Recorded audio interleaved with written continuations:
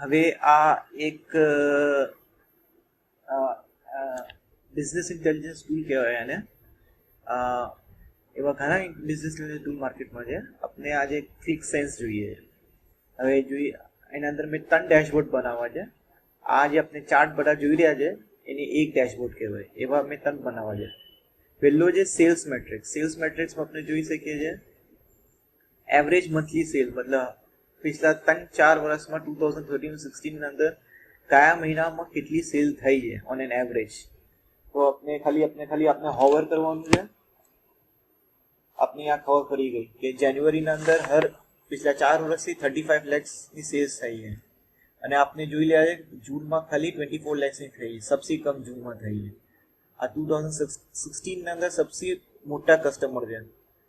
આ John looks કરીને છે, 480,000, 4,80,000 રૂપિયા. 2016 ના અંદર ટોટલ સેલ્સ આપની 3 કરોડ 73 લેક્સ થઈ છે. અને આપને આપના 3 મોટા પ્રોડક્ટ છે. હવે આનાથી આપણે ખાલી ઓવરઓલ પિક્ચર મળે છે.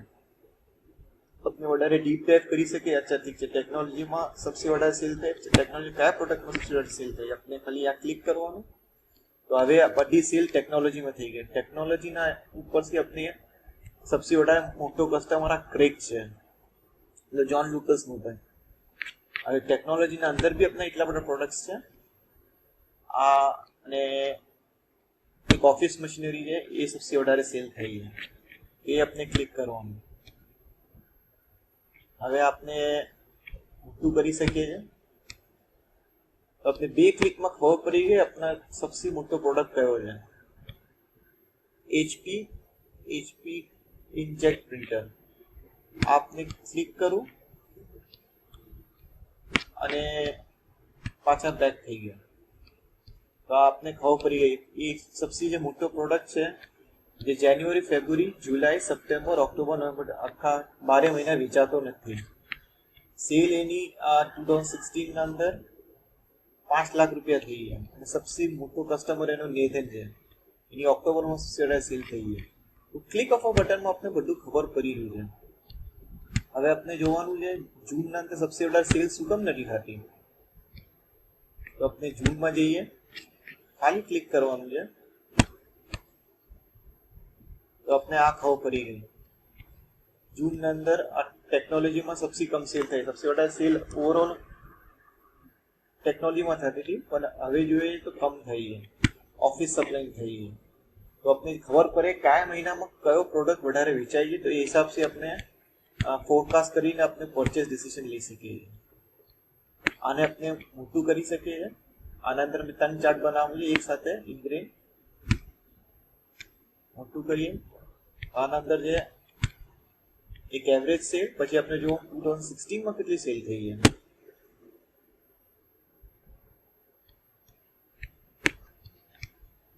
તો આપણે જોઈ શકીએ 24 લેક્સ.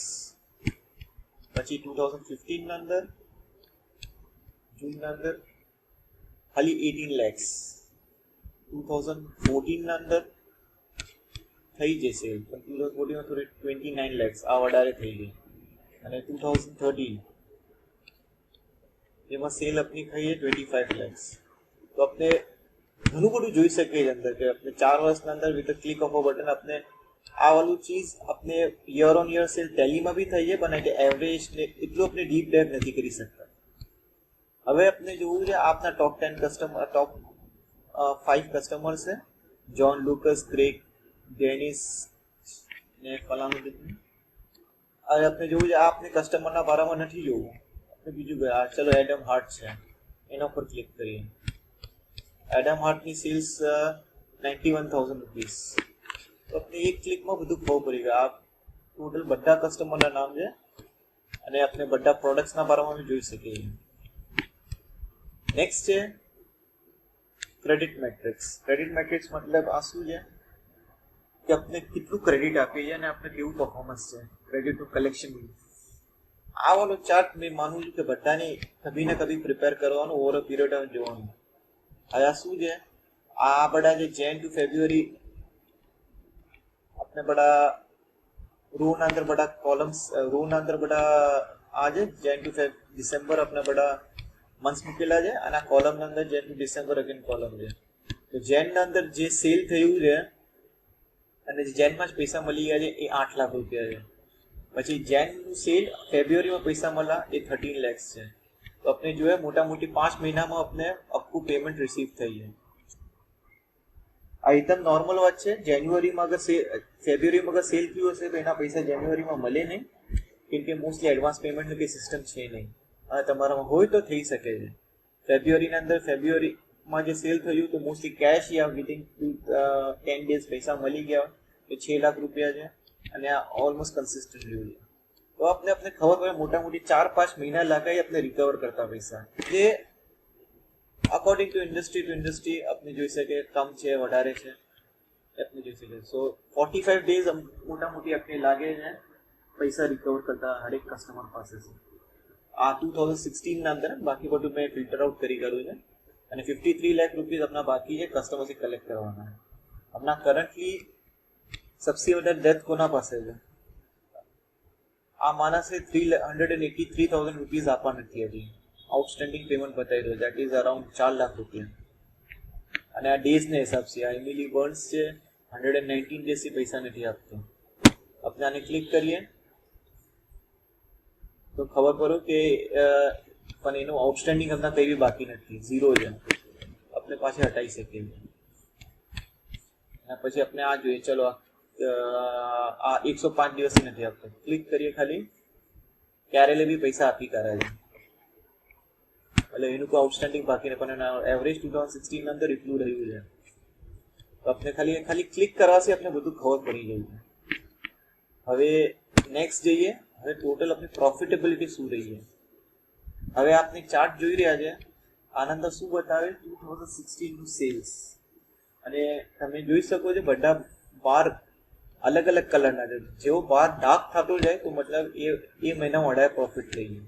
તો આપણે જોઈ શકીએ માર્ચના અંદર હાલાકી 336 લાખ રૂપિયાની સેલ થઈ છે, પણ એમાંથી 4.5 લાખ રૂપિયાની પ્રોફિટ છે. પણ ડિસેમ્બરના અંદર 4 લાખ રૂપિયા જે સબથી વધારે છે અને ખાલી 1,24,000 પ્રોફિટ છે. મે બી ડિસેમ્બર છુટ્ટીનો મહિનો હોય એના વાસ્તે થયું હશે. તો આપને ક્લિયરલી ખબર પડી જાય આ પ્રોફિટ મેકિંગ કસ્ટમર. તો નેધન મોરિસ પ્રોફિટ મેકિંગ કસ્ટમર છે સબથી વધારે, જે એટલા અપાય છે 135,000 રૂપીસની એની જે સેલ્સ છે એમાંથી આપણે પ્રોફિટ મળ્યું છે. ટોટલ આપણે 9% પ્રોફિટ, 34 લાખ રૂપીસની પ્રોફિટ 2016. હવે આ શું છે આપણે જોતા રહેવાનું. આજે આપણે બીસીજી મેટ્રિક્સ અર્લિયર ડિસ્કસ કરું એના ઉપર જ છે. હવે જે નેથન મોરિસ આપણો સૌથી બેસ્ટ કસ્ટમર કહેવાય, કે સૌથી વધારે પ્રોફિટ એ આપી રહ્યો છે. એ જે અહીંયાથી જોવાય 43%. અને જોન લુકસ જે સૌથી બેસ્ટ કસ્ટમર છે, હાલાકી એ 12% આપી રહ્યો પણ એની પ્રોફિટ ધીરે ધીરે કમ થઈ ગઈ. આ બધા જે કસ્ટમર્સ જે છે, જે આ છે શું નામ છે ક્રિયારિટી, 62% લોસમાં છે. તો આને આપણે આપીને મતલબ શું છે? આપણે ખાલી ક્લિક કરીએ કે તારે પૈસા તારે સેલ થઈ જાય.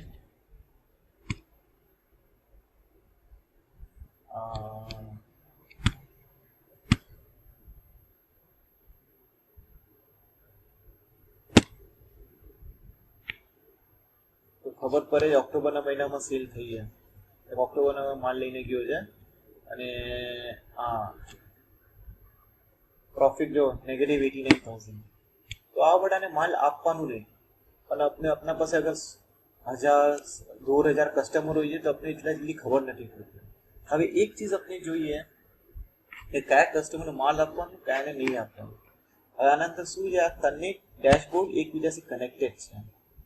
તો મેં જાઉં okay Dennis skin 4 lakh outstanding માલ છે. તો શું એને માલ આપવાનો આપણે ક્લિક કરીએ તો જોઈએ કે પણ એ 19 ડેઝના અંદર પેમેન્ટ પાછું કરી દઈએ. અને એની પ્રોફિટ શું છે 10% છે. તો અને ડિસેમ્બરમાં માલ લઈ, ડિસેમ્બરના અંદર હાલાકી આપણું સેલ્સ પ્રોફિટ ઘણું કમ છે તો બી अच्छी ખાસી પ્રોફિટના અંદર માલ લઈ રહ્યો છે, 10% છે. તો આપણે ખાલી એ હિસાબથી લગાય 19 ડેઝના અંદર અગર 10% મળી રહ્યું છે તો આપણો ફાયદો જ છે. હવે अगर 19 डेज ना 10% છે तो अगर अपने हिसाब लगाવીએ तो હજી 190-200% પ્રોફિટ પર એનમ થઈ રહી છે. તો આ કસ્ટમરને આપણે ભાલા કે એનું વધારે છે આઉટસ્ટેન્ડિંગ, પણ એને માલ અપાય. હવે આપણે આ જોઈએ, માઇકેલને જોઈએ. આ ક્લિક કરો આપણે, જેની આઉટસ્ટેન્ડિંગ 2,33,000 46 ડેઝમાં માલ આપે છે અને જે પ્રોફિટ શું છે -4%. તો આને આપણે માલ શું કામ આપીએ છીએ? એક તો 2 મહિના પછી પૈસા આપે છે અને પૈસા બી 4% નેગેટિવ છે. તો આને આપણે ઓન ક્લિક ઓફ બટન આપણે ખબર પડી કે આને માલ આપવાનો અને નહીં આપવાનો. પછી આપણે પાછા આપણે જઈએ સેલ્સના અંદર. તો આપણે આના અંદરથી આપણે ઘણું બધું ઇન્ફ્લુઅન્સ મળે છે જે આપણે આરામથી મળતું નથી. એક ક્લિક ઓફ બટનમાં મને એ ખબર પડી કે કયો કસ્ટમર એ માલ આપવાનો. 2 કસ્ટમર છે, એક કસ્ટમરનું આઉટસ્ટેન્ડિંગ 4 લાખ રૂપિયા છે એટ ધ એન્ડ ઓફ 2016, બીજાનું 2,30,000 રૂપિયા છે. તો બી મને ખબર પડી ગઈ કે આ 4 લાખ વાળાને પેમેન્ટ આપવાનું અને 2,30,000 નહીં આપવાનું. ખાલી ક્લિક ઓફ બટનમાં ખબર પડી ગઈ છે. તો આ બધી ઇન્ફોર્મેશન આપને બહુ જલ્દી ખબર પડે અગર આપણે ડેટા પ્રોપરલી મેન્ટેન કરીએ તો. આ ખાલી આ 3 ડેશબોર્ડ બનાવવા છે. Sky is the limit. આપણે એ બી બનાવી શકીએ કયો માલ આપણા પાસે કેટલા ટાઈમ રહી છે, કેટલા જલ્દી વેચાય છે. આપણે ઘણું બધું કરી શકીએ છીએ અગર આપણા ડેટા પ્રોપરલી સ્ટ્રક્ચર્ડ છે તો. આ વન ઓફ ધ સર્વિસ. આ 3 ડેશબોર્ડ મેં ખાલી એઝ એન એક્ઝામ્પલ આપવા છે. હજી આપણે ઘણું બધું કરી શકીએ છીએ અને ઇવન ઇનફેક્ટ આના અંદર બી તમે હજી ઘણું ડીપ ડાઇવ કરી શકો છો. હવે આ મેં ઓફર છે, અગર તમે કહેશો કે હા કરવું છે તો 1,500 રૂપીસ છે. 1,000 રૂપીસ ફોર ધ ફર્સ્ટ 10% અને એક ડેશબોર્ડ બનાવીને આપશે. પછી અગર તમે કહેશો મને હજી ડેશબોર્ડ બનાવવો છે તો પર ડેશબોર્ડ 3,000 રૂપીસ. પછી ડેટા હર મહિને ચેન્જ. આજે ડેટા જે છે કાલે પાછું અલગ હશે કેમ કે તમારે સેલ્સ થઈ, પરચેસ થઈ. તો અગર તમારે ડેટા મંથલી રિફ્રેશ કરવું છે તમારે હર મંથલી તમારે ડેટા આપવા પડશે તો એના 400 રૂપીસ. અગર ક્વાર્ટરલી કરવું છે તો 1,000 રૂપીસ. હમણાં મેં રિકમેન્ડ કરું છું કે હમણાં ક્વાર્ટરલી જઈએ તો એનાથી તમારે ક્વાર્ટરલી બી અગર ઇન્ફોર્મેશન મળે તો મોર દેન ઇનફ છે. પછી આપણે over a period of time આપણે મંથલી જઈ શકીએ છીએ. એના પછી આપણે બતાવું તો આને કહેવાય સ્ટોક હાયરાર્કી. આપણે 1000 ટાઈપના માલ રાખીએ તો આના અંદર આપણે ક્લાસિફાય કરવાનું. એક આપણે ખાલી અંદર જઈ શકીએ તો આપણે ખબર પડે કયા ગ્રુપમાંથી વધારે સેલ થઈ રહી છે, કયા પ્રોફિટ થઈ રહી છે, એ બધું ખબર પડી જઈ રહ્યું છે. તો આપણે અગર સ્ટોક હાયરાર્કી આગળ તમારે બનાવવી હોય તો એના એ ખાલી વન ટાઈમ એક્ટિવિટી. એક વાર સ્ટોક હાયરાર્કી બની ગઈ તો પાછી તમારે બનાવવાની જરૂર નથી, પણ એનાથી તમારા ડેટા ઘણા ક્લીન થઈ જશે. આપને ખબર પડશે કેમ કે અગર સપોઝ આપણે લઈએ ટેફલોનના અંદર પાછા ઘણા બધા પ્રોડક્ટ છે, ગાસ્કેટ છે, રોડ છે, પછી એની અંદર સાઇઝ છે. તો ટેફલોનના અંદર આપણે ખબર ટેફલોન પ્રોડક્ટ એટલા પૈસા મળી રહ્યા છે, પણ આપણે એ હાયરાર્કી ટેફલોન એની અંદર પછી આપણે ગાસ્કેટ, પછી એની સાઇઝ આપણે બધું ખબર પડશે. અને લાસ્ટના અંદર છે ડેટા ક્લેન્સિંગ, જે મેં તમારે કીધું જે આ ખાલી સ્ટોક વોચ થઈ છે. કેમ કે આપણે સ્ટાર્ટિંગમાં આપણે જે ડિસ્કસ કર્યું તો આપણે એક નામથી માલ લઈએ છીએ પણ બીજા નામથી વેચીએ છીએ. તો આ બી આપણે પ્રોબ્લેમ સોલ્વ થઈ શકે છે. આ બી એક વન ટાઈમ એક્ટિવિટી છે. એકવાર આપણે અપોઇન્ટમેન્ટ લઈને બેઠી શકશું અને એકવાર એ થઈ ગયું એના પછી પાછું કંઈ એ લુક બેક કરવાની જરૂર નહીં. પછી અગર પાછું કંઈ નવું થયું તો ખાલી અપડેટ કરવાનું. આ લાસ્ટની જે 2 આઇટમ છે ખાલી વન ટાઈમ એક્ટિવિટી અને 3,000. આ ફોન નંબર છે. અગર તમારે આ પ્રેઝન્ટેશન આ ચીજ તમારે એવું લાગે કે આછું છે, હા મને જોઈએ છે, તો 7092042406 મારો નંબર છે જે વોટ્સએપમાં બી અવેલેબલ છે. ખાલી તમે કહ્યું કે હા એમ ઇન્ટરેસ્ટેડ, આપણે કોલ કરીને એકવાર મીટિંગ ફિક્સ કરશું. આ મીટિંગ હાલાકી 2-3 કલાકની થઈ શકે અગર યુ આર ઇન્ટરેસ્ટેડ કે આપણે ડિટેલમાં હજી જવું છે તો. અને પછી આપણે આગળ જોઈએ કે આપણે શું કરવાનું છે. Thank you very much for your time and patience. Thank you.